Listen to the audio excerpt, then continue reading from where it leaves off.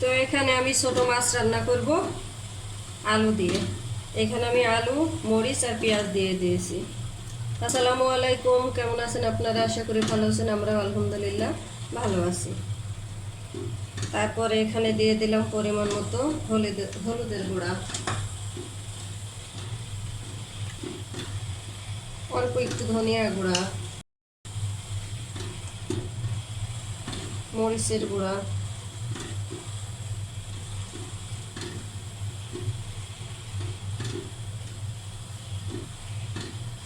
লবণ,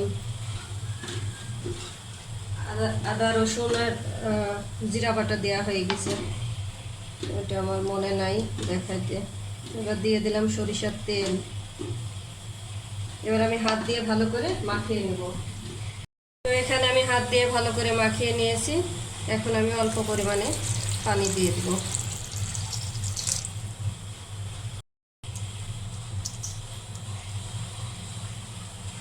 এখন আমি চুলায় বসিয়ে দেব। তারপর তো ছোট মাছের তরকারিটা এখানে হয়ে আসছে, আমি এখন নামিয়ে নিব। তারপরে তো এখানে আমি মাছ রান্না করব। তেল গরম হয়ে গিয়েছে, আমি এখন মাছ দিয়ে দিলাম। মাছ ভাজি করা হয়ে গিয়েছে, আমি উঠিয়ে নিয়েছি। আর এখানে আলু দিয়ে মশলা কষানো হচ্ছে। কষানোর পরে আমি পানি দিয়ে দেবো, ফুটে উঠলে মাছ দিয়ে দেবো, কিন্তু মাছের পরিমাণ খুব কম, আমি একা খাবো ওই জন্য। তারপরে তো কষানো হয়ে গিয়েছে, আমি পানি দিয়ে দিলাম সিদ্ধ হওয়ার জন্য।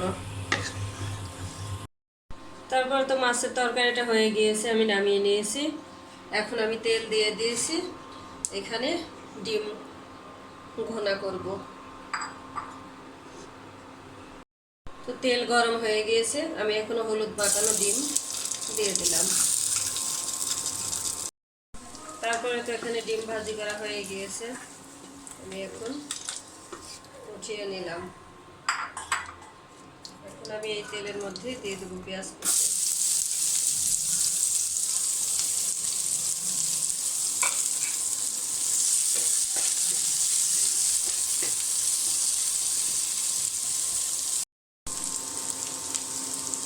আমার তো পেঁয়াজ ভাজি করা হয়ে গিয়েছে, আমি এখানে বাকি মশলা রেডি করে নিয়েছি।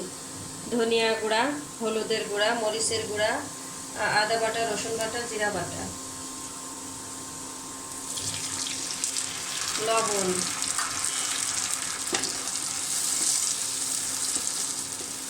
আর অল্প একটু গরম মশলা গুঁড়া দিয়েছি। সব কিছু আমি একসঙ্গে ভালো করে মিক্সড করে নিয়ে তারপরে দিয়ে দিলাম। এখন এটা ভালো করে কষিয়ে নেব। তারপরে তো এখানে রান্না হয়ে গিয়েছে, এখানে ডিম ঘোনা হয়েছে, আর এখানে আলু দিয়ে মাছের তরকারি, আর এখানে আলু দিয়ে ছোটো মাছের চচ্চড়ি।